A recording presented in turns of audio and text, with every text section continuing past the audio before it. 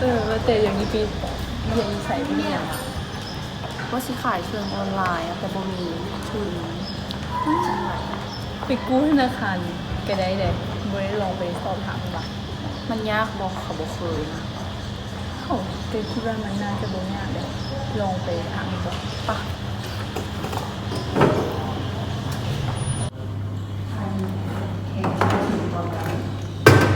จริงๆเซียวนี่เงินเดือนออกมันสิพาเงินไปใส่ เขาคิดว่าจะเอาไปฝากธนาคารไปนั่งก่อนว่า ใส่ไปโอเค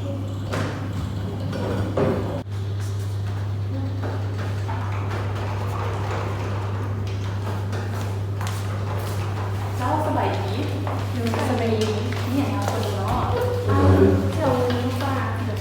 แล้ว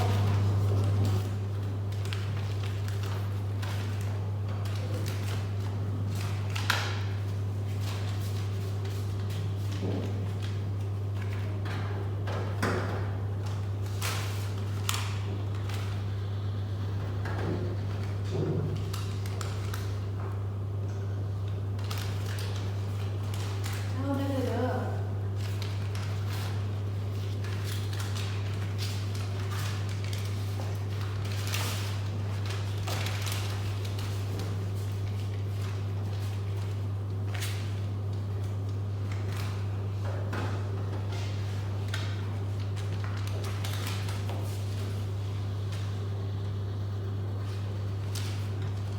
จะเอาสำเร็จแล้ว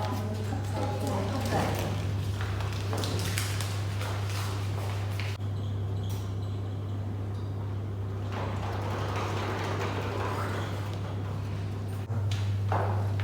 สบายดีจ้าสบายดีมีอะไรมาเปิดเนาะ อยากมาสอบถามเกี่ยวกับการกู้ยืมเงิน อันนี้น้องอยากกู้ยืมเงินไปที่ไหนเนาะ ไปห้างขายเครื่องสภา น้องต้องการเงินประมาณเท่าไหร่ ประมาณ10 ล้าน อืม10 ล้านถ้าวงเงิน10 ล้านจะเป็นการกู้ยืมในระยะสั้นเนาะดอกเบี้ยของธนาคารเขาจะอยู่ที่9.75%ต่อปีเนาะน้องสะดวกสำหรับเงินเป็นรายเดือนรายปี สะดวกเป็นรายปี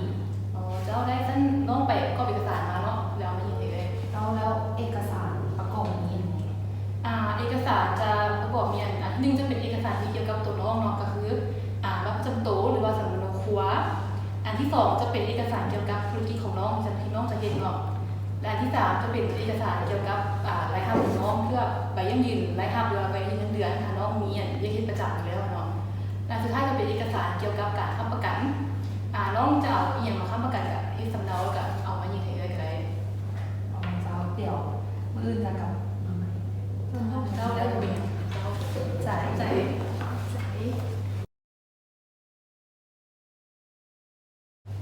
สบายดี เจ้าสบายดี เอาเอกสารมาขอกู้ยืมเงิน เจ้าเดี๋ยวเขาไปเวทกันเนาะ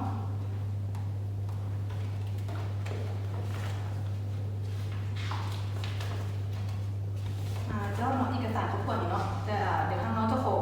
เอาเอกสารไปเพื่อก่อนเนาะเดี๋ยวจะติดต่อหาลูกค้าคือเนาะ โดยใดนะ เจ้าเข้าใจ